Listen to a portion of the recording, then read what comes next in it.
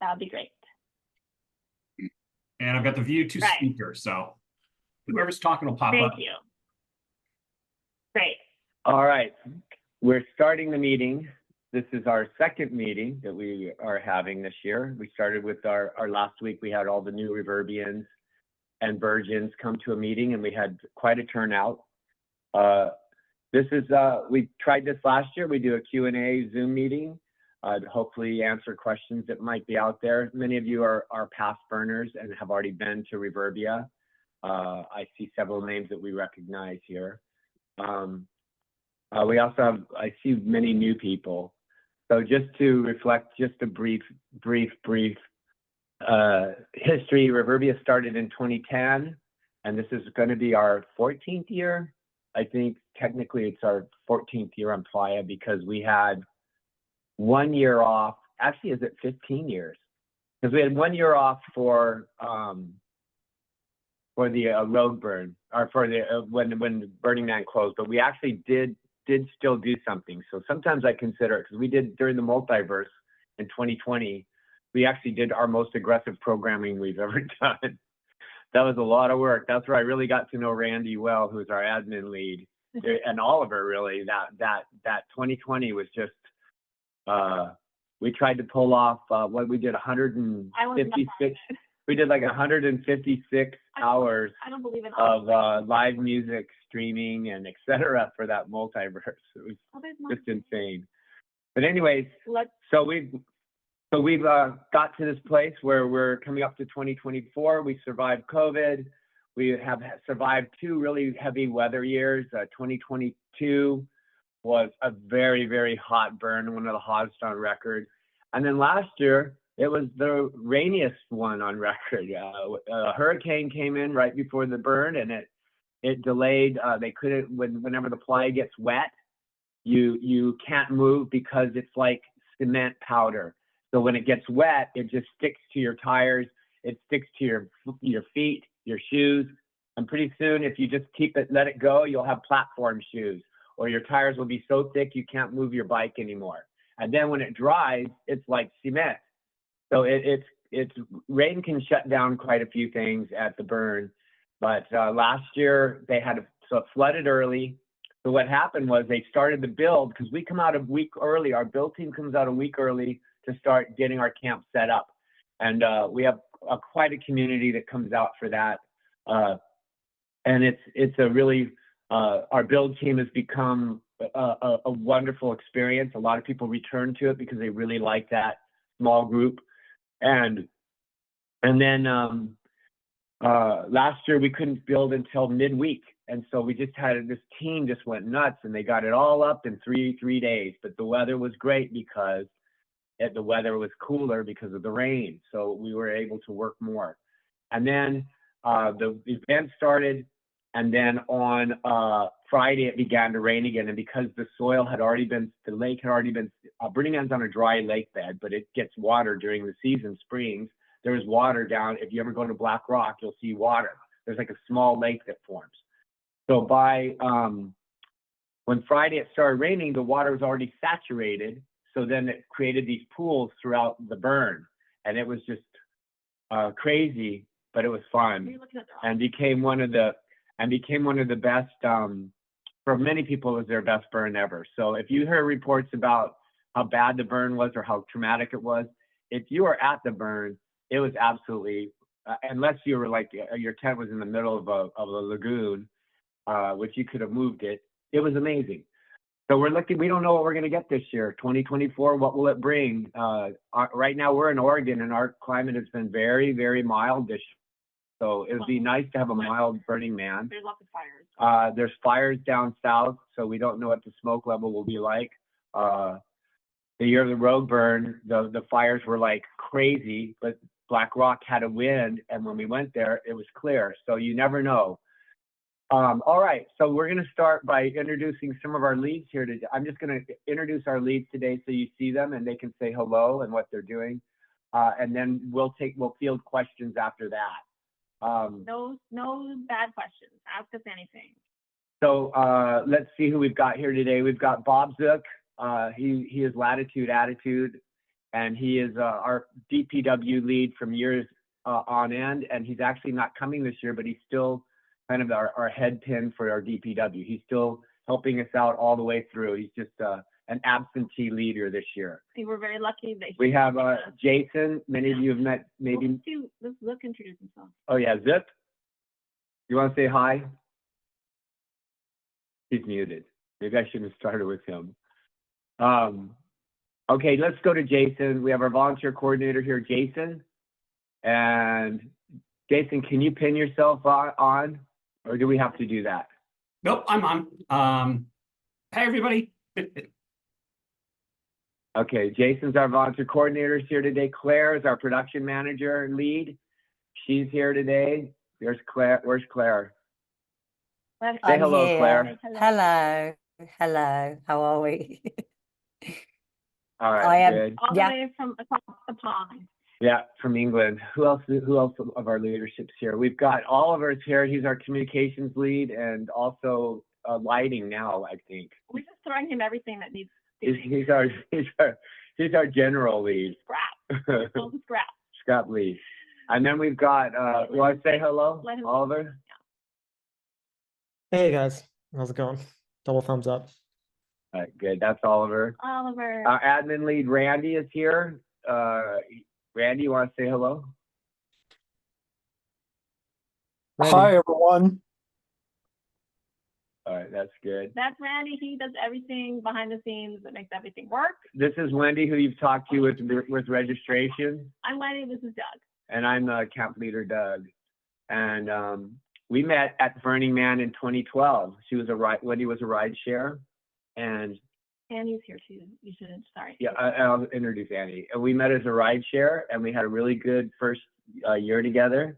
And we kind of had a little connection at the end of the week that formed, and then now we're married. So you never know what's going to happen out there at the burn if you're single. Burning Man is our anniversary. Yep. Of our meeting each other. Okay. All right. So Annie's here too. Are you here, Annie? You want to say hello? Just say hi. Hi. Is that Annie? That's So- Russell and Annie. Russell and Annie are here. Russell and Annie are our chefs this year and our kitchen manager, our head chef and kitchen manager. And this is their first year, not only to do our camp, but also they're virgins. So this is going to be a very interesting year for them, as well as for Reverbia to have them, which we're really grateful. Our chef Eric retired. If you were here before, as Reverbian chef Eric retired last year, and Annie and Russell are taking on the helm, and they've just been wonderful, managing all along the way, keeping in tight communication. And I think one of the things you're going to find this year, even though they're virgins, they're experienced caterers. They own a cafe. They've done lots of events out in the boonies. They do lots of summer camps out in the foothills and in the forests. They're very adapted to taking on a rogue kitchen. They're rugged. They set up outdoor kitchens a lot. And the great thing about them is I really believe that our meals will all be on time this year, because the production that Eric had was quite extreme. And it would take sometimes a lot of time to get that production out. Okay. We've simplified some things for our kitchen so that we're not going to be getting served at 10 or 11 at night. So this is going to be great. And then Mariana's here. Let's introduce Mariana. All right, Mariana is our placement lead, and you're going to be first when you come to Playa. You're going to see Mariana. Her shiny face. So Mariana, do you want to say hello so we can see who you are? Hi guys, how are you? Hello, hello. She is in her car. Are you in your car? Yes, my son is playing hockey. I'm here. Oh, good. Oh, Okay, so we have several people here today that you can ask questions about, and hopefully one of us can field the question. So if anyone wants to begin. Well, actually, there's a lady Wait. that has to go back to her job. So I'm going to ask her first. And that was Mari. Mari, do you want to unmute yourself and ask your question? Or you can type it in the chat, but it's probably faster to just unmute. Mari, do you have a question? I see her talking, but you're still muted. There you go. No, still muted. Or just type in the chat. Is Mari going to type in the chat? I don't know. Let's go to the next one and we'll come back to Mari. I'm bringing a car. This is from the car group. I'm bringing a car and want to know what type of connection do I need for power. Is Colin here? What are you trying to do with you're going to sleep in your car? I'm not sure the question. I might- You're going to drive the Hey car. guys, sorry. I This was. is Zook. I might be able to answer that question. Thank you. Okay. What kind of car? I mean, describe it a little bit better. I didn't hear it. I mean, I'm just bringing a Bronco, but I in the last question, the last group last week, I think I saw something that was like I needed like an RV type of connection. So I'm just trying to figure out what I need to bring so that I can connect to the power that I guess got through. The only time you would need an RV type connection is if you're running an air conditioner, a substantial air conditioner, and a refrigerator or a microwave oven or something like that. What are you powering? Do you have a refrigerator or Yeah, AC I do. I'm unit? gonna have a small refrigerator. I'm gonna have a small fridge and a small AC. Okay, you're likely going to be just fine with a 20 amp connector, which is just a normal power connector. So you should Okay, show that's up fine. with I just wasn't sure if I needed something else to be able to plug in. So you that's should show fine. up with at least one 50-foot 12 amp or 12 gauge cord, so a heavy duty cord, and you might want to bring an extra one just in case to reach the spot. But you know, it depends on also what you've paid for power, but you won't need a 30 amp connector. There will be 20 amp connectors to plug you into. That's perfect. Thank you so much. Yeah, you All right. paid for a 15 amp, like you just paid for a regular plug-in and that's all you'll need. I That's remember perfect. that. Okay. Thank you. Okay. Cool. Did we go, Mari, did we figure you out? Or are you still lost in mute land? Any other questions? They can just type them too. There's Mari still.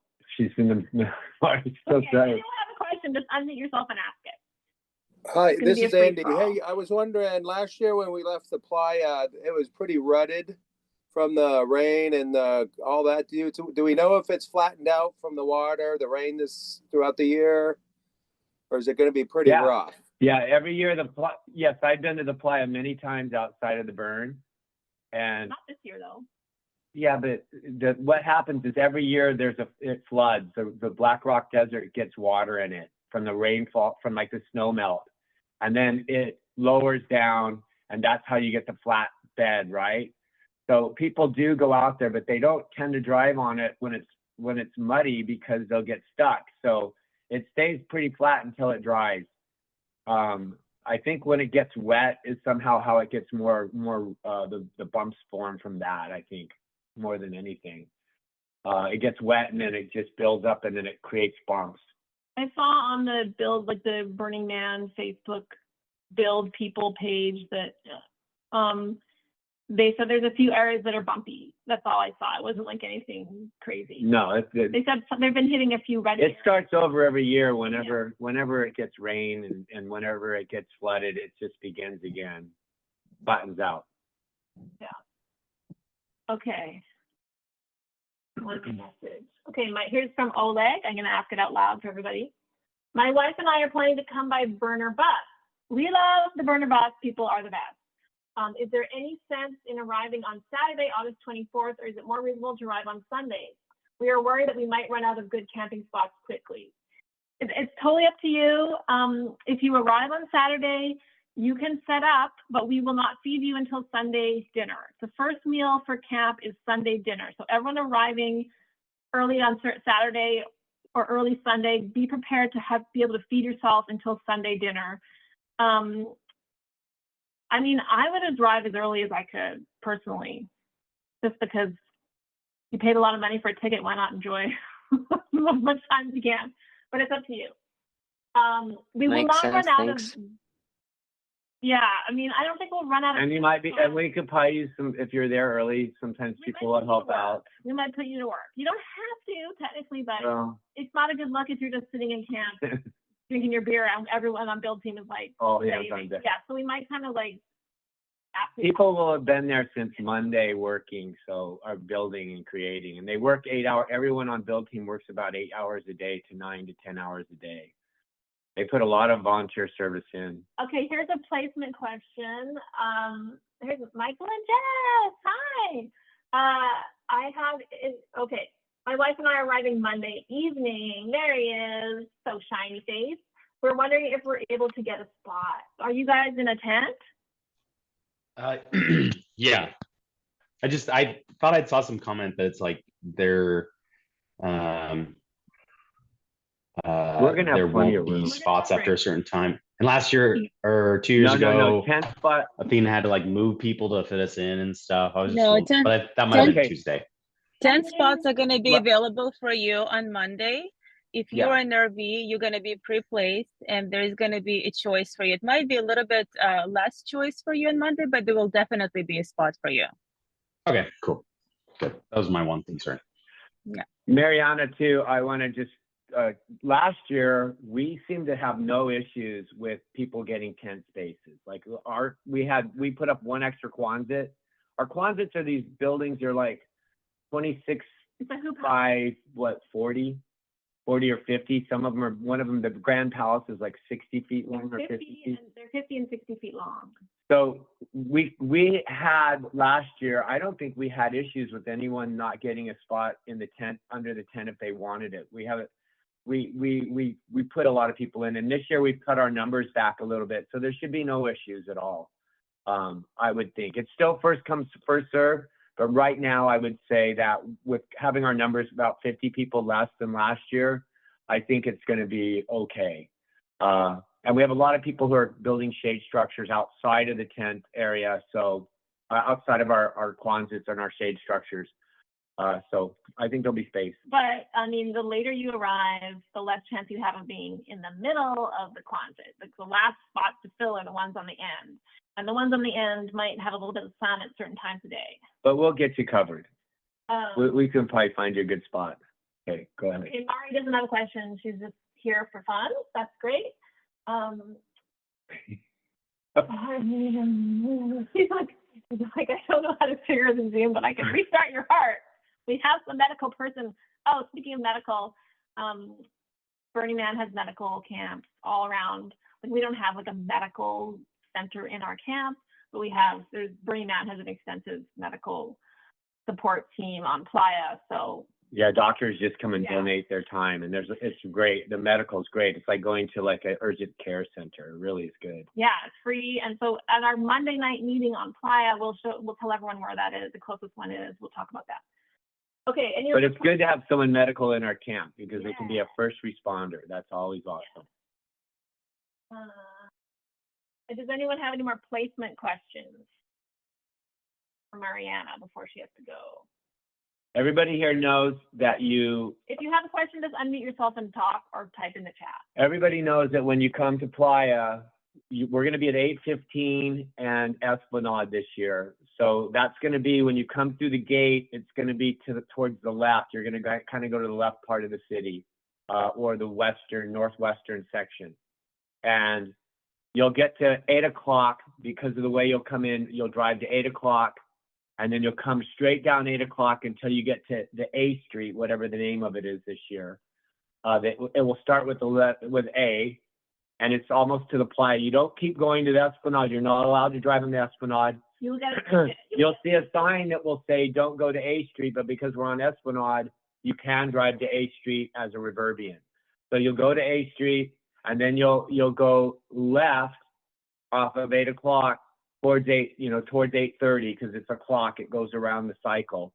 So you'll head towards 8:15, which is in the middle of 8 and 8:30, and that's where our camp will be on the right side of the road. You'll see our embassy and our kiosk, and Mariana and the placement team will be there. Okay, there's a question. If getting the burner bus, we can just walk down the Esplanade. Yes, you can walk down the Esplanade. Yes, and I don't know where the burner bus drops you off. Sometimes you gotta schlep a few blocks. You can walk or bike ride on the Esplanade all you want. You just can't drive on it. Yeah. So Yeah, I don't know the burner bus. Wait, go ahead. I've taken the burner bus a couple of times, and the best way to do it is they've got a shuttle system. So you just hop on the shuttle, and it'll drop you off a lot closer to the camp. Oh, nice. Yes. And yes, I was just about to say the same thing. And also, may I add something about this while we're talking about it? If you do come by RV and it's past 12 a.m., because we're not going to be able to place you guys at 12 a.m., it's going to be cutoff time. If you're getting there past 12 a.m., you do have to go to open camp area and spend the night there and come back to camp after that. And the open area on our side is going to be between 8:30, 6:30 to 8:30 K and J. I just checked the open area map. So that's where you're going to be able to put your RV, spend the night, and then come to camp in the morning at 8 o'clock. If you come with a tent past 12 a.m., you will have to break the tent next to kiosk, spend the night there, and then we're going to place you in the morning. So be prepared if you're coming in late at night to have some supplies that you can spend the night. We asked, Mariana, we even asked that people who are driving in, we would prefer like they can even, yeah, they can even, I mean, not just RVs, but cars and campers, not even to come to camp, you know, that's best. I mean, it's hard to gauge when you're going to arrive because the gate might be 10 hours, it might be half an hour, it might be no wait. So it's too hard for people to know when they're going to arrive. But just know that when you do arrive at our camp, you cannot set up until 8 a.m. in the morning if you arrive in the middle of the night. And it's better to sleep in your car, honestly, than to set up everything and then have to redo it. Because there's people sleeping already in the closet areas. We don't want to keep everyone up all night. No, we don't place it after midnight. So if you time it where you're coming in after, I often suggest that people just, there's open areas everywhere that aren't being set up in the depths. Okay, yeah. And you can just park there and sleep out in your tent and outer street and Doug, it's, like empty out there. That's free camping. Yeah. Okay, Doug, but I just checked the map for open areas on our side. The guaranteed open area, because there is some cutoff time and a cutoff on some streets. The open area guaranteed between 6:30 and 8:30 K and J. That's where you're free to go. But you guys will also be able to get that information from the greeters as well. Yeah, I was just going to say, if you're still all confused, when you first get there, one of the first people that are going to give you big, huge, dusty hugs are the greeters. And they're going to help point you to where you need to go. So. Yes, and respect the greeter team. They are there to welcome you from your long journey, but they also have the final say in where you can go because there is so many, we're juggling so many people and we want everyone to be happy, the greeters. Yeah. What? Oh, you mean Jason's talking about the general greeters. Oh, sorry, I'm talking about our greeters. Oh, sorry. Yeah, no, the general greeters. General greeters when you first come. Yeah. Burning Man greeters. On the subject of Mariana's here, just when you do arrive at our camp, they give you options of where you can go and stuff, but please, they have the final say of where you actually camp because we are juggling a lot of different factors and many people. We don't reserve spots for anyone. So if you come and you want to be camped next to your friend, for tent campers. So if you have there's two of you and you're both in a tent each and you want to camp next to each other, you got to arrive next to together because we can't hold a spot for your friend next to you. It's just not fair. Like everyone has to just come in. It's first come, first serve. So yeah. I don't know if we said this. I just want to interject this quickly while we're waiting for another question. I don't know if we said at the last meeting properly. Wait. Yeah. Hi, Wendy. Sorry, can I just say something while we're talking about it? So we're actually going to be on the A street. We're not going to be on the Esplanade. The kiosk where we're going to be meeting you guys will be on A Street in the embassy. The structure called the embassy. That's where we're going to be. We're going to have a table and I will have a sign, welcome to Reverbia or something like that, where you guys will be able right to in the locate middle. us. It'll be on the right side as you turn onto if you come from 8 o'clock and you turn left onto A Street, it'll be halfway between 8 o'clock and 8:30 on the right side. That's where the kiosk and the embassy will be. Yeah, so you will see our big tea house embassy structure. It's a big gray. You'll have a sign out too. And we'll have our sign Reverbia, and if you go in that little tea house or big tea house, there's a kiosk and there'll be the happy greeters welcoming you. And if you somehow arrive on the Esplanade because you're walking from the burner bus or something, just come into camp. The Reverbia sign will be on the Esplanade as well. Just come into camp and we'll direct you back to their kiosk. I did want to say, because I forgot last time, that we have no smoking and no vaping anywhere on our property, ever, anywhere, no. So please just respect that. If you want to smoke or vape, you got to leave. Your car. Could they go in their car and vape or smoke? Inside their car, that's well, when there's puffing weed, they might want to go in their car. Okay, if you want to smoke weed in your car, that's fine. But so in Nevada, Black Rock City is on federal land. So while weed is legal in Nevada, it is not legal on federal land, which is where we have Burning Man in Black Rock City. So it is technically illegal to smoke weed. So, and they do have police there. It's not a huge deal, but like. Well, it is. If they catch you, it's like it's a $500 fine. Yeah. So just, well, I don't know federal time. But yeah, it's like a big deal. So just it's a ticket. Be aware of that. It's not, especially Canadians, because you know we have legal pot up there, and we're not used to this, but that's the way it is. Okay. Ring the bell. Oh, that's Hero. Okay. Okay. Any other questions? I caught up on the greeting. I have a question. Hi, everybody. My name is Rich. I'm excited to camp with you. I'm wondering about instruments. Like I was planning on bringing my instruments, and I'm hearing that everything comes back different from how it went out, and so I'm wondering, do you have any experience with how instruments fare on the playa, like guitars in particular, and if there's any? Will you have a vehicle? Will you have a vehicle?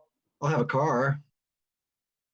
Yeah, I mean, I deal with all musicians coming in, and mostly a lot of them will just keep their instrument either in their. A lot of times they'll put it in their tent with them, or they'll keep it in their car. Better in your tent. If it gets it can get hot, but I think it will survive. You know, it depends on what instrument you have, but it should survive. Bring it. You're gonna regret not being able to play music. You're gonna be surrounded by so many. I mean, unless it's like.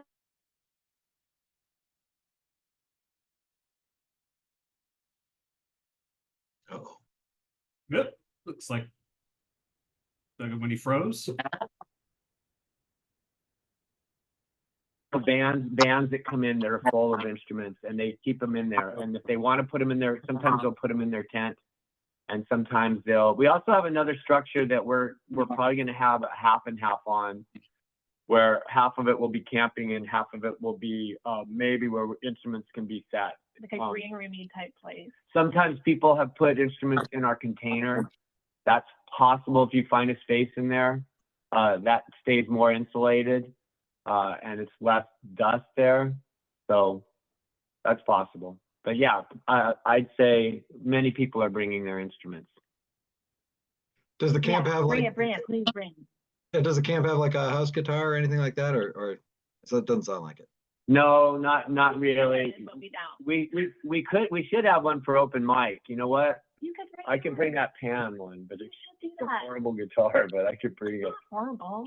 It's not great. It's a classical guitar. It would be nice to have. I should ask someone to bring an extra guitar this year, because we always need a guitar for open mic, and we're always asking to borrow guitars from people who come on. Huh? Any guitar for open mic sounds good, as long as people are getting up and playing. That's all that matters, right? Yeah, right. Yeah. Yeah. I mean, some years it usually ends up being one person that leaves their guitar and There's a question. Oh, yes. I have one I can bring, but it needs strings, and I have no idea what to do with that. So if somebody wants to take that project on, I'm happy to bring the instrument. I'll ask the musicians, Annie. I've got so many musicians coming that have like 3 and 4. I could ask Jimmy to bring a guitar. Okay. Jimmy's got 40 guitars at his house. He can bring one. Well, he has to bring his own. Well, he can bring 2. Okay. Do you play guitar?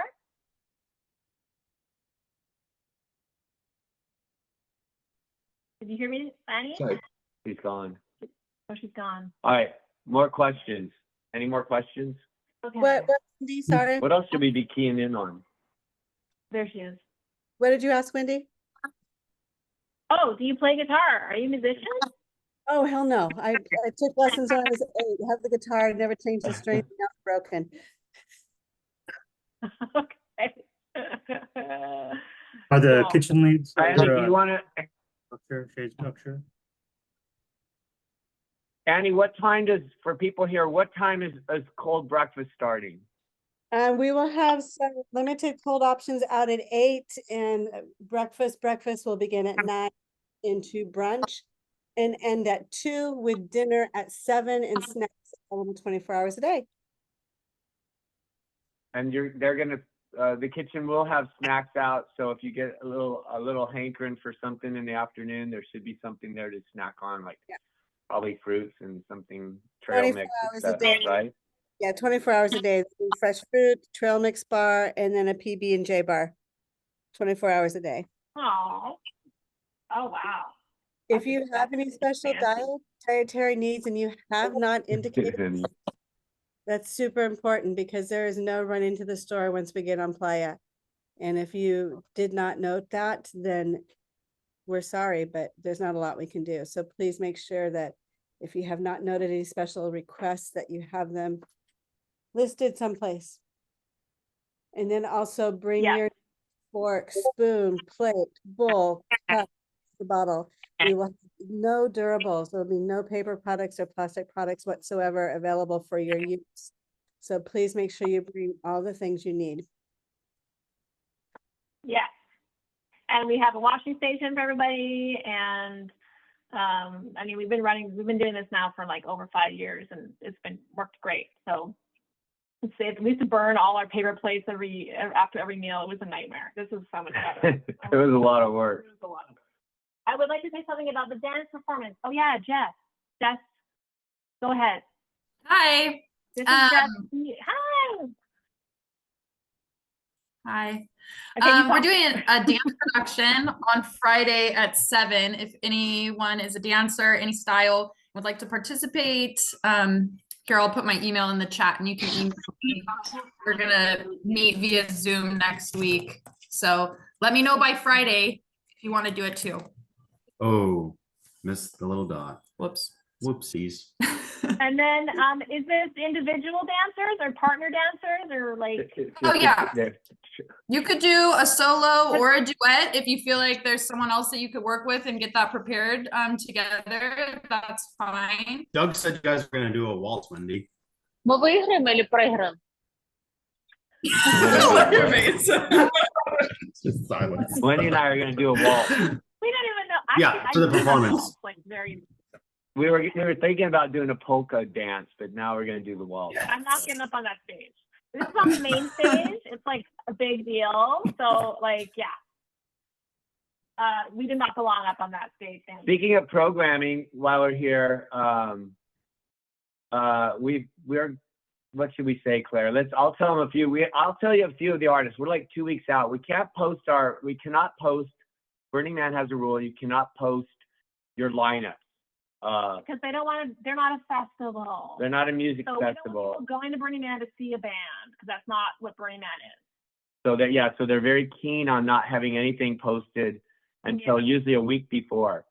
But we can tell you that we have some really cool artists coming. We've got Q Violins coming back, Quetzal Guerrero. He's like a prodigy violinist, and he hasn't been to our camp for like 4 years, but he's returning, and he was a fan favorite. Like people at the Burn love his gig. His band is great. And then the Funk Ups, our house band, they've been our house band like maybe 5 or 6 times.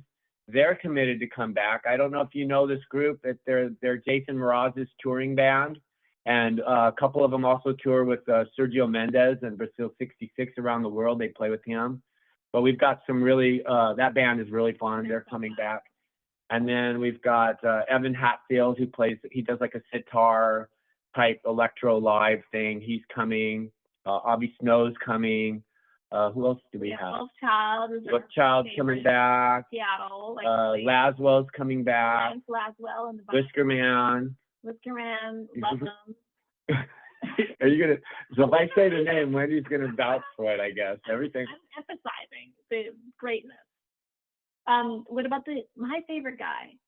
Rambler. Rambler. He's like we saw him at Country Fair, so he plays bagpipes to like electronic beats, and he does like chanting and stuff. Like he does looping. And just with the bagpipes. Okay, the bagpipes. Like we went to at a festival we were at this one venue, and we had to leave. It's like a sauna, and we were leaving, and there was just so many people. It was like sold out. Like there was like 200-300 people crammed in with a line going like a block to get in. I was like, who's playing next? Because we were watching another band that we knew. And they're like, this guy Rambler. And I said, who is it? And they go, he's like amazing. He's like amazing. And all these people are going, oh, you got to see him. Because we played And so we watched the very first, we were already checked out. So we got to watch like the first 5 minutes and he just was mind blowing. And so people were like, we walked out and we saw this line going all the way down, everyone trying to see this guy. So the next day, or like a week later, I was like, I want to just check in and see if I can get this Rambler to come to Burning Man. And I couldn't find him online. I go, how do I find him? I didn't know his name, like the name. I just had very little scant on it. So I was going to call the sound engineer, his Papa Bear, a friend of mine. I was going to call him. And while I was doing that, I got a ping on my inbox. And I looked on the inbox and it was from this guy, Elias. And he goes, I play bagpipes and I do Electro Live and I'd love to come to Reverbia. He did a camp application for us randomly. He applied. So as I was looking for him, he applied in the inbox and then I was like, oh, here he is. So that's Ply Magic. He's coming. That's Ply. And we have another band that we saw at that same festival that we really liked. Oh, Blue Egyptian. Blue Egyptian are coming. Chico, and we've got Maz Sitar's coming. Maz to play guitar. Yeah, he's all over the festival circuit. Sitar, it's amazing. We have is What's Your Head bringing her band? Who? Yeah. Pacha Pixie and the Party Grass. Yeah. They might play. I don't know yet. Okay. But anyways, we've got some great music coming, and this year we're going to do 2 special features. We're doing on on Wednesday at 4, we're doing the 50th anniversary of songs from 1974. So it seems so randomly, but I was going to do a party like it's 1999, 25th, and I was looking at the catalog of songs. I was like, let's see what happened 50 years ago. So I looked, and the 74 catalog of songs is like off the charts. Like there's probably 20 songs that everyone here knows at least. It was incredible. So we're going to do the 50th anniversary. Even young people? Yes, even young people will know these songs. Okay. So then we have, so then we're going to also do our tribute to lost musicians on Friday, which is a very special show. That's at 4 o'clock, and that's where we pay honor and tribute to musicians who passed from last burn to this burn. And a lot of those songs you'll recognize too and can sing along to. And then speaking of singing along, I hope that we can pull it off. Yeah, we're going to do it. But we're going to do we're going to do 2 sing-alongs now. 2 sing-alongs at night. So we're going to have like a projector screen with all the words, and we're going to have live band playing the song, and it's going to be like guilty pleasure playlists, all the songs we know, like, the Neil Diamond fun sing-alongs, all the cheesy songs that everyone admits, no one will admit they like, but we all love. So we're going to do that. So we're going to have 2 group sing-alongs. We saw this at the festival we were at, and it just was at night. It was so special, really intimate, and it was packed. So we're going to try it at our event. It was some inspiration. People who aren't good singers, but when we all sing together, we sound like angels. So that's a great thing. And then here's a question. Oh, good. Is there a large shade structure for kitchen leads to tent under as pictured? Oh yeah. So that's is there going to be the same kitchen layout as last year? Yeah, we're going to try to set up the kitchen layout as last year. So if you're on kitchen, there should be camping in the side. On kitchen, we're not talking about kitchen volunteers. We're talking about the kitchen crew team that comes with Annie, who stay in the kitchen. They build the kitchen. They created the menu. We're talking about those kitchen. And there are a specified kitchen staff team. They're not staff. There's no staff. Okay. No one's getting paid. Kitchen team. None of us get paid. Okay. Designated kitchen team. Oh, Zach wants to be Hero's neighbor. Yeah. So you guys on the kitchen team, when you arrive, you can just do however you want. You can set up yours. Oh, but he ordered power. Oh no, he didn't order power. He canceled it. So yeah, it's fine. You can do whatever you want. You're all going to be next to each other in like under a carport, shady area. So hopefully, we're definitely not a cult. No, you're not a cult. Question from Milan. I'll be teaching yoga. Confirming we have a mic. Do we have, like a Madonna mic that you can? I'm working on getting a headset mic, Milan. Yeah, because it has been hard in the past when we don't have one for the teacher to be like upward dog with their one arm. So yeah, I'm going to get one, whether I have to purchase one for the camp or I'm going to try to get one of the sound engineers to bring one though. Oh yeah, the sound people. Thank you. I'm sourcing one. Thank you so much. Yeah, we've got Milan. Oh, thank you. Where are you at? Oh, there's Milan. Okay. We've got some really good yoga teachers coming this year. People who are very, very experienced. Milan, you sound like I have not met you before, but you seem like you have a very experienced yoga you're a yoga instructor that has a lot of the work, you're doing it actively. And we also have Sunshine's coming. She's Quetzal's partner, Q Violin's partner. They tour the world and do yoga. They have a yoga retreats that they do everywhere. We've got some really amazing yoga this year. About yoga, I still recommend coming to the yoga because there's live music, and sometimes it's worth coming just for the live music. You could just stay in child's pose the whole damn time if you want and listen to the fun music they're playing. It's really great to see the symbiosis between the teacher and the band and the singers. Here's a question: how does the tea house work? Can anybody perform or use the space? Who's asking? This tea house is scheduled performances at night. Wait, let me take that. Who is this? Reggie. Oh, Reggie. Reggie, the tea house is scheduled performances from 11 until 3 in the morning. In the daytime, what we've kind of left the tea house available for, there is one program in there from 10:30 to 11:30, Tuesdays, Thursdays, and Saturdays. That's the Reverbia Children's Hour, which we're going to do. One of those three is going to be called the Reverbia Inner Children's Hour. So we're going to have it for adults for inner child as well. But we kept the tea house available. It's very shaded in there. And we have kept it available for people to go in and just to use it during the day if they want to go in. And if you want to do something intimate, you've got like 3 or 4 people, you want to talk to people about whatever. We don't schedule, we're not scheduling in the tea. No, we're not scheduling the tea house, but it is available for Reverbians if you want to meet with people in there or you want to go and do something that's available. If you're trying to do a workshop or anything like that, I would like to know what that is before. Because we want it to represent at least what our camp is, so that would be significant. Like I would want to know what that is.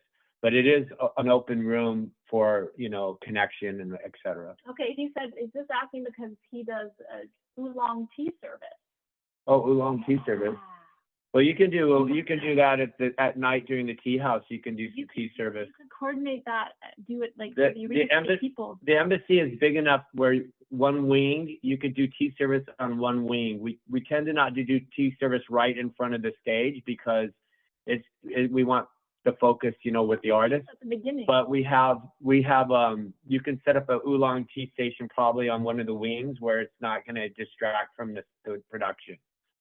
So that would be great. In fact, that would be awesome to do that. Yeah, and I want to do a Mad Hatter tea party in there at some point. I don't know how we're going to make that happen, but we have to have that happen because it's curiouser and curiouser. So. What's the next question? Anybody else have a question? My name's John Case. It was first time to Reverbia. I'm excited. Welcome, John. Thank you. I don't really know what to volunteer. Can I just show up? And then if you need this or that, I'm happy to work anywhere. Or do I need to? Why doesn't he be a shift hunter? Well, Jason. Yeah. What's that? Hey, John. Give me a second. I'm looking you up. Give me a minute here. So no, not necessarily. Can you just show up and volunteer because we've broken everything out based on the needs of the camp. And Jason can explain that to you. Yeah. Yeah. So, like I said, we kind of have it broken up for all the needs of the camp into different types of shifts. So can you just show up and start doing stuff? Not necessarily, but we can kind of work something out. And John, what I'm going to do, I'm going to look you up. I'm going to email you offline and we can kind of figure it out. Okay. And one other question. Could you bring a bocce ball set and play a little bocce ball, which is kind of a social?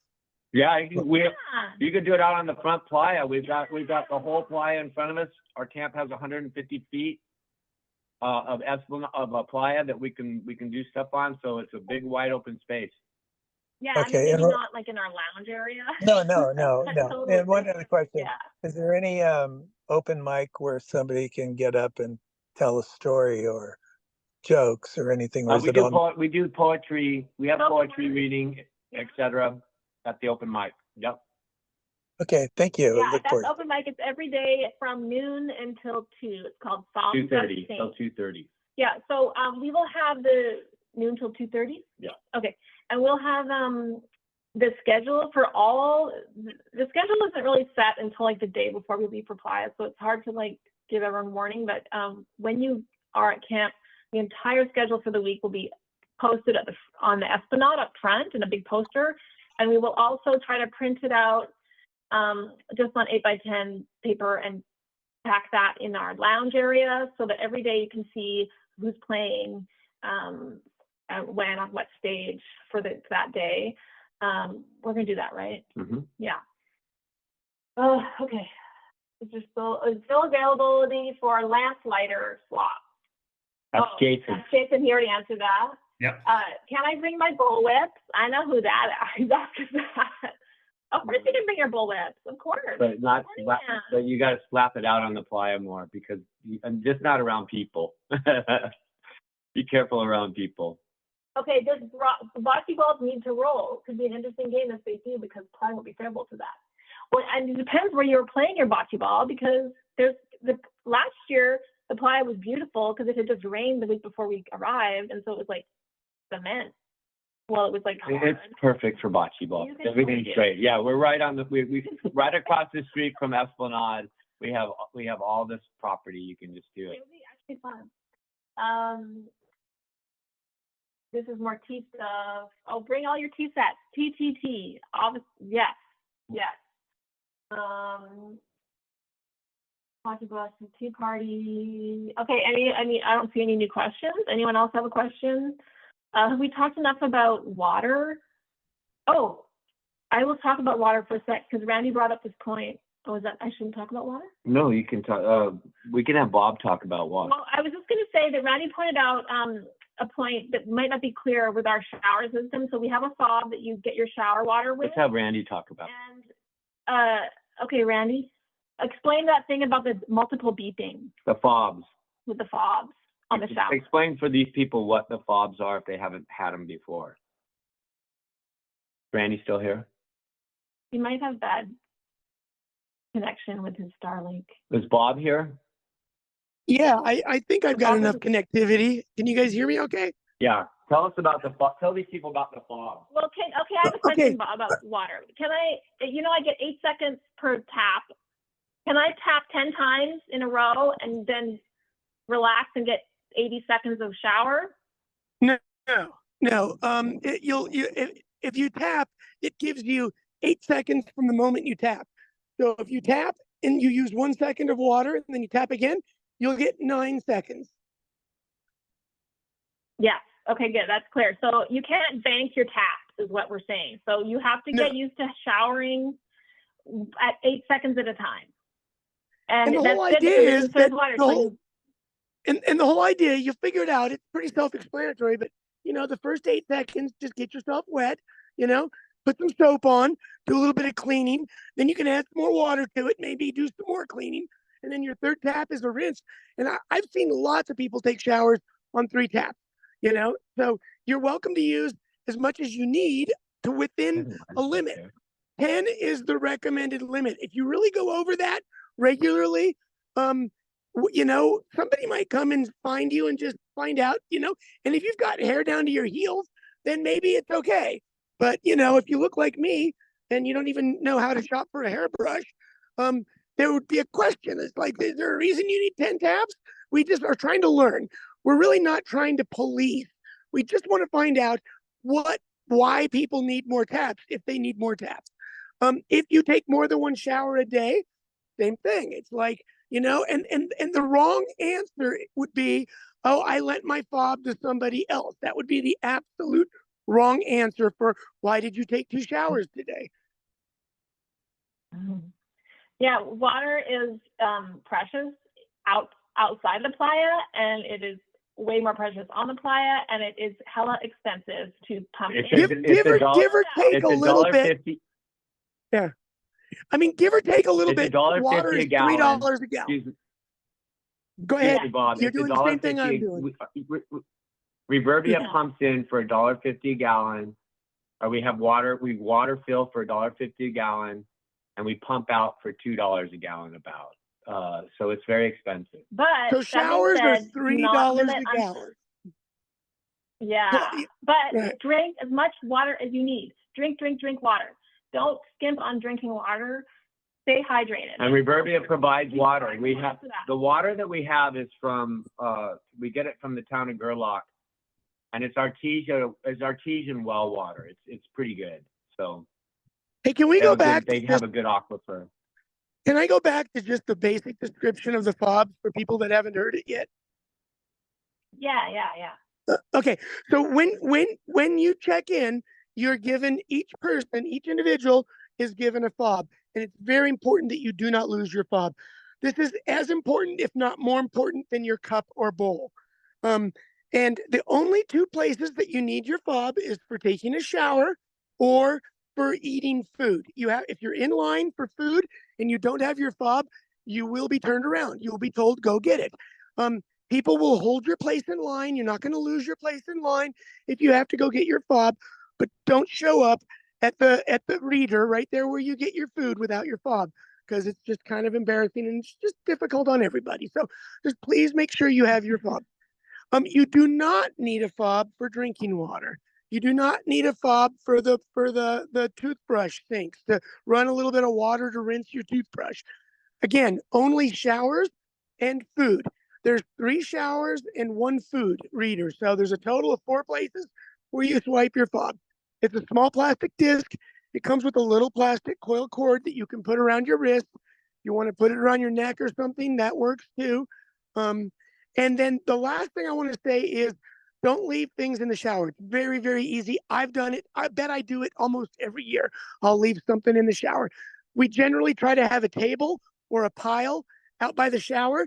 If you see somebody leave something in the shower, just put it in the lost and found pile. There'll be a pile of stuff. If it's been in there for a day, put it in the other pile, which is the freebie pile. And anybody sees something in there they want, they can pick it up and take it. So you have 24 hours to claim your lost and found before it gets utilized before you help somebody else who needs it.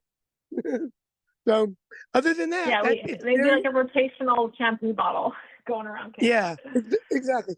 You know, that is the other thing that I will mention very quickly. We provide like a Dr. Bronner style shampoo that works very well, and we have foaming dispensers because we're trying to use as little soap as possible. The less soap you need, the less rinse water you need. So if you do use your own soap, be very, very careful to not put too much of it on. You know, you need a pea-sized puddle of soap in your hand, maybe once or twice, you know, to really get yourself mostly clean. So, you know, the idea is not squeaky clean, just get the smelly and the sticky parts as good as you can. Honestly, there's no shame in not showering all week. There's plenty of campers who don't shower Burning Man, and everyone is fine. I have something I want to bring up to this group about bringing it, like, if you have like a little fold-up chair that you want to sit in to have your meals, because the one thing about Reverbia, we don't have a lounge. We have chairs, extra chairs, but not enough for everybody. Not enough. So if you have a chair that you want to bring to sit in and to bring when you have a meal, you can go sit in the lounge with. You could do that, and that would be, because we don't allow eating food in our public on the stages, like at the embassy tea house, you can't eat in there.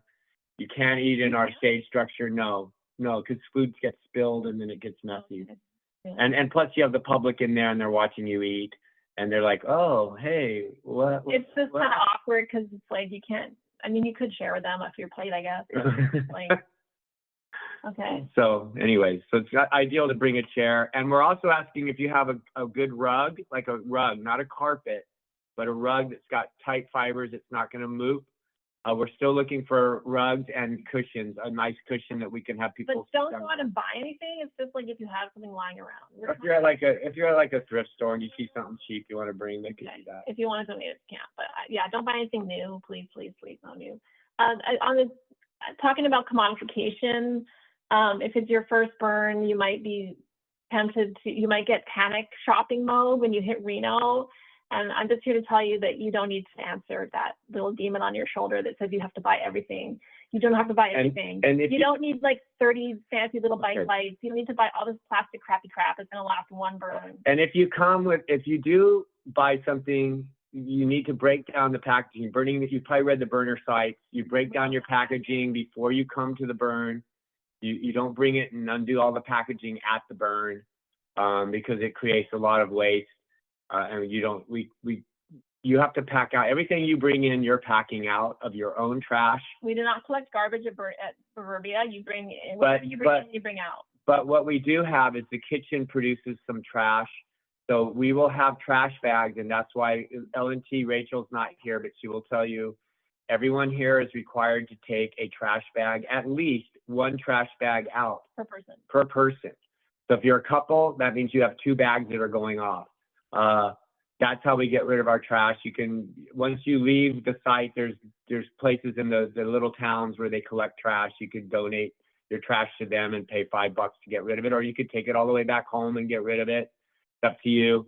But we ask everyone that's mandatory. You have to take a bag of trash off Playa. But that's not including your own trash. You already have your own trash. So that's why you want to reduce coming in. You want to make sure you're not going to have packaging and paper and extra that you're going to have to get rid of, because then you've created more waste. Okay, on Playa. Yeah. And also, in fact, I was just looking today. The burner bus people, trash is handled a little bit differently, correct? So the burner bus people will get, when you arrive, they will give you 2 bags. One is for recyclables and one is for garbage, landfill. And when you leave on the burner bus, you can come back to the burner bus with that, and they will take it from you and they will dispose of it for you. So that's a cool thing. And if you are at our camp and you didn't fill up your 2 bags with your own stuff, come to us and we will fill them up for you with communal garbage from Reverbia, and you can take that off. That's a good point. Thanks, Jason. If that was Jason, I don't know if that was Jason. How many people are? Oh, do we have Wi-Fi this year? That's a good question. Yes. Oh, we do? Burning Man has Wi-Fi in general. Well, we usually have our own. And we have a couple of Starlinks coming this year. One that will be accessible, I think, for our public. Save is going to bring one now, and also I think Oliver, are you bringing a Starlink? Yeah, but I thought that's with their own Starlinks. Yeah, but Save is bringing one, I think, to share. It looks like we should have 3. Go Oliver. Yeah, it looks like we should have 3, and I'm looking at access points that we can throttle so that everybody could have useful service. I will just say this, like, I know some people might need internet because, like, maybe you have, like, I know last year, like, we had 2 surgeons and they needed to find out about their, like, surgeries or something, but I really, really, really want to encourage people to not go online. Like, you don't need to go online. Unless it's an emergency, we're going there to get offline. And one thing to remember is, like, when you do go online, or if you're on your phones, we ask that you not do it in our performance spaces, be on the phones and trying to do Wi-Fi there. If you could do it, you could do it in, like, maybe a space where there's no performances, out of respect for artists. Because it's hard where people are sitting there all on their phones the whole time. We like to have people focus in on our art. So we request that you don't do. We do that with the public too. We ask the public not to do. I mean, we've never cell phones or Wi-Fi in our structures. I mean, our performance spaces. And people don't really do it much anyway. They can do it all. They can record, I guess. You can record something. Yeah. That's fine. Yeah, and you can take photos. I mean, That's fine. Yeah. I have really. Okay, so answer, any more questions? Wi-Fi. Answer the Wi-Fi more explicitly. Like, we're shooting to have like modest speed for like 200 connections, and then if that falls through, then just come bug me and we can get you access. We'll just cycle it if we need to. Yeah, like if you have to sign up for your classes or something, like I totally respect that people need to, like, get online for emergencies. But if you just want to check your, your emails or something, like you just want to go on your Insta, like no, watch please, Netflix or something all night, like come hang out. No. There's camps that show movies. There's camps you can go and watch a movie at lots of different camps. We want to remind everyone here too that, like, on the volunteer service, just to put a note out so you remember this, that everybody here is, everyone in our camp outside of their volunteer service is required to do 1 MOOP squad We started that last year. If you haven't been with us in a while, we started last year and it was super effective. So every day we have like 25 to 30 people who come to Moop Squad, and we just find an area or a couple areas that need to be either cleaned or mooped, and we just send the whole team to do it. And it's like an hour-long service, and it's amazing what we got done with that last year. Like if we have an area that got hit hard, we just send the Moop Squad there and they just fix it in an hour. So that's going to happen, and you'll be a part of that. Okay, and there is a sign up for that you've probably seen already. Yeah, everyone Okay, should. is there any more? Yeah, everybody Go should ahead. have received like all their signups for Moop Squad. Today, at some point, I'm sending another email out reminding everybody to sign up, and make sure you get your shifts signed up. So if you lost the email somehow, another one's coming at you. Unless you are on exit team or LNT team or build team, those people do not do Moop Squad, but everybody else does. Correct. And if you're on the kitchen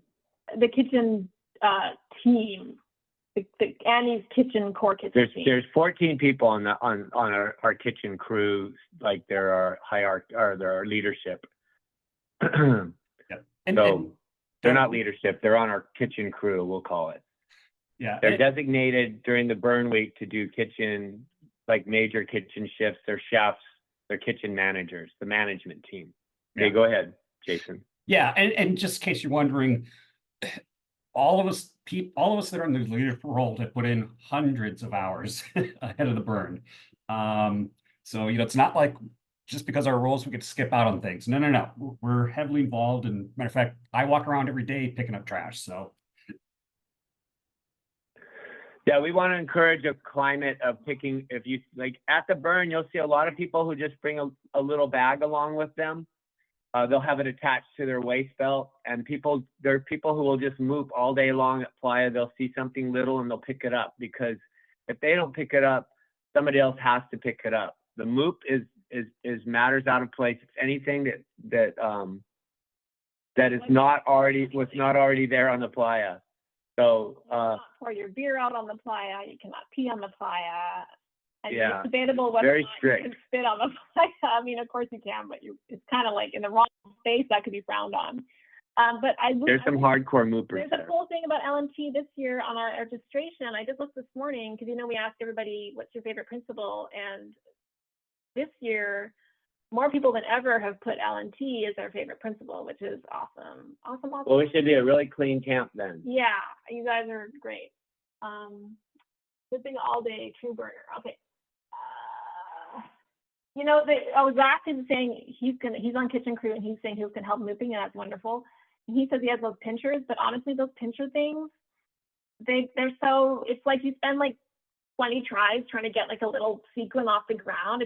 They're good. They're good if there's like a tissue, like a gross tissue. Like a wet wipe. So like. But when we move, we're on the exit. Wendy and I run the exit team. And every year on the exit team, none of us can use those things. We're down on the ground on our knees looking for little splinters. That's like what we try to get. And actually, Santi just put a great comment in the chat, which you're probably all reading, and I will say it out loud. Clean your tent or your car or your RV before you come, especially your tent people, because you've been out in like the redwoods having a fun weekend, and then you come to Burning Man and there's like 1,000 pine needles in your tent and it comes out on the Playa. That's happened before. Yeah, set your tent up ahead of time and look at it. Shake it out, clean it up, because that's true. That's some of the worst mooping comes from vehicles. Yeah, that has leaves in it. The moop comes from the tents. And we've had people every year, we tell this, and then we have somebody that will shake out their tent at the end of the burn, and it's not even from the burn that they had stuff, it's from their camping trip. They'll shake it out, and then we'll find all this moop, and it takes us a lot of time when we see fine particle moop in one area. That's a lot. We have to have everyone come over on our team and really designate to that. So anyway, it was eggshells. There was like eggshells last year just crushed us. I mean, it was hard because of the rain, but anyway. Wax your zippers so dust can fuck them up. Oh, I didn't even know that tip. Who's that? That's a good idea. It's Reggie. He's all over this chat. Reggie's got all kinds of information. Yeah. Pro Reggie. He's there with the northern lights behind him. Okay, anyone else have a question? Damien, are you there? Right. Oh. I want to talk to Damien. Damien, are you there? If Damien's there, I want to talk to Damien now. I'm here. Damien, I meant to get a hold of you. Can you do Kazumba on Tuesday again? Can you teach that? I have to consult with Henny. Henny is not sure she wants to do it though, Doug. Please, will you two teach it again? I've got a band for you that's really cool. It worked well last year, I thought. It was a great class. Yeah. Can we get back to you? What time would that be? 11, right? Can I turn the video on? Tuesday, it'll be Tuesday 11 to noon. Yeah, dancing before noon. Where are we? I mean, I'm putting it in there because you two are pretty much into that, and I'm hearing and listening. I'm listening. And she doesn't want to teach it. She doesn't have to. Well, maybe we can find someone else to teach it. But okay, but we're glad you guys both come back. We can. I don't know. We can do it. Yeah, we can do it. Yeah, there you go. That was easy. Peer pressure. Oh. Where is the video? We're trying to see ourselves on video here, but I don't know if that's working. Yeah. We see you. Where is You see us? Oh my God. Right, we're literally like we're trying on. We're doing costume swaps, so that's what we've been doing while listening. All right, good. Cool. All right, we've got some good dance classes this year. On Monday, we're doing Elias, who Rambler, is going to do Scottish Highland dancing. He says it's kind of like square dancing. It's got elements of that where you have group action activities. Fun. He's going to bring his bagpipes for that and his fiddle. So fun. And then on Tuesday we're going to do Kazumba. I'm always saying it wrong. Kizomba. Oh. Just call it Kiz. Kazumba. Kiz. And then Doug, on Wednesday we're doing our. Can you put us in touch with the artist that's gonna play for it so we can like run some music by them? Yeah, I'm bringing the same guy back, Matt Bazone, so he knows from last year. He's on it. But still, I will. I'll still give you their number, or email. Oh, and then on Wednesday we're doing couples blues dancing before noon. Thursday is I think it's going to be Afro-Brazilian. Friday's going to be Latin rhythms. And Saturday, I think we're just going to do the inner child Reverbia. We're going to do it in the main structure, the inner child Reverbia hour. Reverbia's inner child hours. I don't know yet. We might. The acro yoga got canceled. Does anyone here teaches dance at all? Let me know, and maybe we'll fill that one in. All right. Okay. Okay. Any more questions? I think that should be it. This up if there's no more questions. Wait, Oliver, you have a question? Yeah, can I do a quick just reminder to everybody on anybody getting power hookup, bring at least bring a 100-foot cable that's rated for whatever you're getting. Like if you're running an AC, at least a 12-gauge 100-foot cable to ensure that you get power hookup. RVs 30 amps, same thing, 100-foot cable. Otherwise, we can't guarantee that we can give you power. Yeah. And well, at least a 50 cable should reach, but 100 you're safe. Yeah. 100 exactly. And I would just also like to say, in terms of power and all the other systems, we sound like we're all organized and everything is great, and it is. But it's Burning Man, and things always happen. Disasters happen. Floods happen. The fuel truck doesn't fill us up one day. They just skip us one day, and we don't have fuel for our generator. Like, so many things can happen, and there are power outages that are beyond our control. There are water shortages beyond our control. So water guy doesn't come one day, he breaks down, and we don't have water. So just please be aware that the burn happens, and that be prepared for the unexpected. And don't get upset when not everything works perfectly. Yeah, and one thing to realize is that we have 20 leads, and we're so grateful. Every lead, raise your hand again if you're still here, or the lead. Can you just wave and let everyone know who you are? We have 20 leads, and we have been working ahead of time and just going for it. And but one thing is we're all volunteers. Every one of us is a volunteer. So we're doing, when you come in and you've got your 16 hours of work, of volunteer service. That's why we say if you want to do more than 16 hours, that's great. That's up to you. We just recommend that because we can't just have someone come and do like two hours and not do anything. So we say we require kind of a minimum, but you can go more. You can go above and beyond. Build Lead will do like 80 hours by the time they're done. But we're all volunteers, and if things go awry, we're just volunteers trying to do the best we can. You know, we always say, if you don't like it, maybe you could help us figure it out yourself. So that could be, or it could be something next year that you're so disappointed about something. Maybe next year you come and you volunteer in that area and you make it even better than before. So we are volunteers. We're not a resort. We do offer cost share. Everything we have is cost shared. We're just cost sharing. Our water is cost sharing.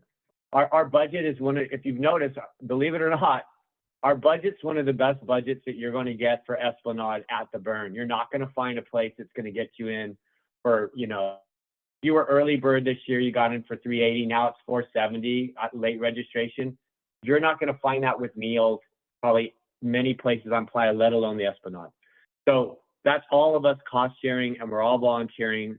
We're not a resort, and things will go wrong sometimes, and we just try to collectively fix them. Yeah, and we're not like, there's not like the leadership and then like the staff, or like no one's above anyone else. We're all in this together. We'd love you to take ownership of the camp. Yes. You know, if something breaks, don't be like, you need to fix this. Be like, how can we help fix this? You know, we're all in it together. This is not our camp that you're coming to and it's paying money for the privilege of being there. It's like we're all paying money for the privilege of being there together and to build something amazing. And we're gifting live music. And we're gifting, and our gift is. And you're a part of that. Every one of you is a part of a major gift to Burning Man. And our gifting, you can bring side gifts, you can bring gifts on your own, but our collective gift is live music, and we are aggressive. We're going to do over 130 hours of live music programming. And please feel like you can take ownership of that. You can take ownership of that. If you see people doing things, like if you see areas that need help, like bike parking, and you're out there and you're Reverbian, you can help out that team. You can say, hey, I see that's there's so many people, or there's whatever. If you see an area that might need some help, you can say, hey, what can I do to help? That's open. And if you see people abusing things, wrecking things, punching things that aren't from our camp. Punching things. Well, or within our camp, you take ownership of that as well. Some things that you can, if you know, like the protocol around the showers and the sink, like one of the things that pet peeves me is the sink. People will leave that sink running while they're brushing their teeth. They'll just leave the water going. And we have that as a luxury to kind of have that sink so you can kind of get your hands real quick, brush your face real quick, you know, or brush your teeth and turn it off. But I see people sometimes they'll just leave it running and they'll kind of brush their teeth and kind of keep going and it's still running. And that just chalks up for all of us. That will increase the price of our, because we go by our budget is based upon what we are doing. So that will just raise the budget next year. Same with meals. We ask that you don't share meals with people. We have, there are many camps that have public meals where you can go get stuff. That's their gift. We have cost shared our meals to the T. We've kept our prices a certain way. If you go share meals, that means that there won't be, maybe someone comes back later and they want some leftovers. Then there aren't any. And also we use leftovers for the exit team and for the people who stay around Monday or Tuesday, because you can stay later. You don't have to jump in on Monday. You don't have to jump in the traffic line. You don't want to go sit there for 10 hours in the heat. A lot of people will stick around on Monday and help us, but we don't want you just hanging out Monday. If you do stick around Monday, we prefer your help. So there's usually some extra food at that time. The exit team is designated. They get meals for sure. And then we usually have food that can spare from leftovers that will help out if people want to stick around on Monday. And I do recommend staying for Temple Burn. A lot of people at Burning Man leave Sunday before the Temple Burn. If you can stay, it's awesome. The Temple Burn is the best part of Burning Man, in my opinion. I mean, the burn Saturday night, of course, is amazing, but come on, the Temple Burn. Temple Burn's pretty fun. We almost missed it one year because of Doug, and I almost never forgave him. In fact, I don't know if I have forgiven you. We missed the beginning of it. It's so. All right, so our meeting on Monday is mandatory at the Burn at 6 o'clock. We're gonna have a meet and greet. We're gonna get to see all you up close and personal, and you're gonna get to see all the leadership, and you're gonna get to meet everyone. We're glad that you came to this meeting tonight. We have really fun. Sunday night meeting is really fun. We're glad that you came to this meeting tonight so that you could get kind of a jump And many I see are veterans that were here today, and we're so happy to have you return. And we know that our veterans become mentors. That's how our leadership is. I look for people who are willing to mentor. There's a lot of camps that are pretty snarky. That's the old burner culture. You come in, they're snarky, they're sarcastic. If you're not pulling it quite up to their par, they kick you in the ass and they'll shun you. And we're kind of like to lead more in a mentoring way. That's what I look for in leadership. So our leadership is very, they're helpful. Okay, there's one more thing about this power. I'm just on the chat. Okay, one more question, and then we're gonna go. If you want a dedicated line of power to your tent that you can use whenever you want for whatever it be, like if you want your own socket to your tent, you need to pay that, and it's $100. We have communal outlets in all the tent areas where everyone can share those outlets. It's like a big power bar, and we can all charge our phones and all our stuff and our batteries for our cameras, whatever. But if you want your own dedicated line to your tent, that's $100 extra. If you just want to run your fan for like an hour one day, then you can use those communal sockets. That's fine.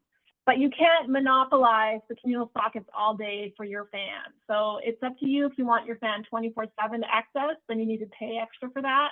But if you just want to run your fan for a couple hours a day and it's when no one else is using the power box, that's totally fine. Okay, so we're gonna take off. This is gonna be it. We're gonna close.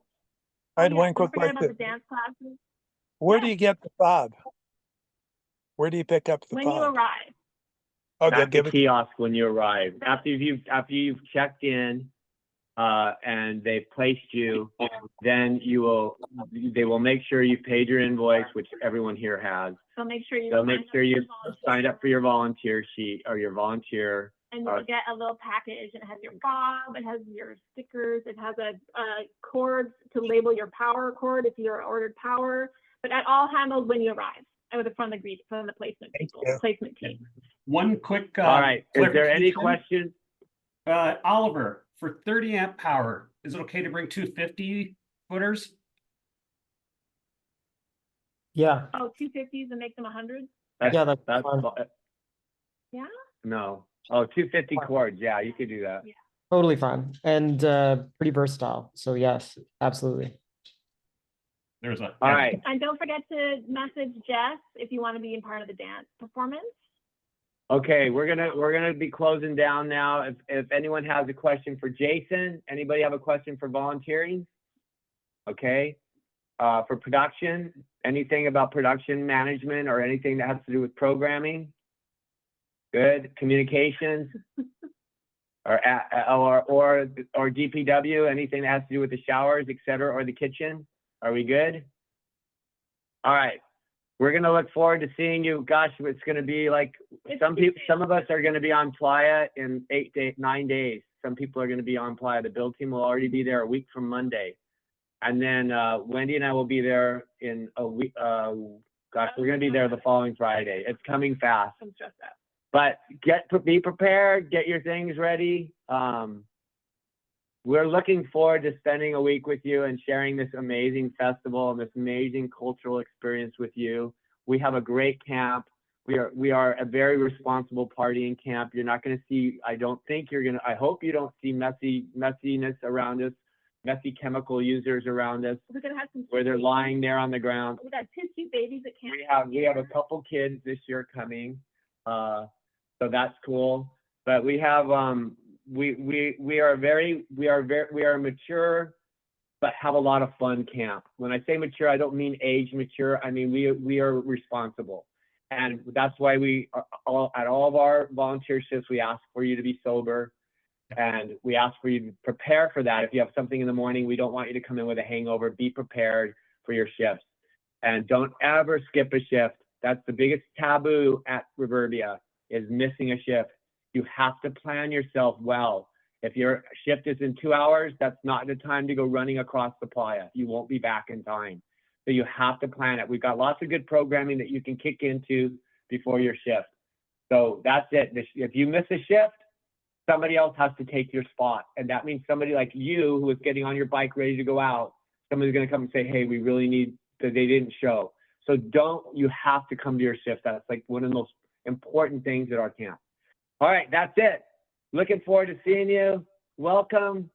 Man, this is going to be great. And you can also email us if you have any questions come up since. See Mama J here. Can't wait to camp with you again this year, Mama J. Yay. Andy, all of you. Thank you. Okay, so Jason, you can stop recording. Yep, I will. See y'all. Thank you. See y'all. All right, take care.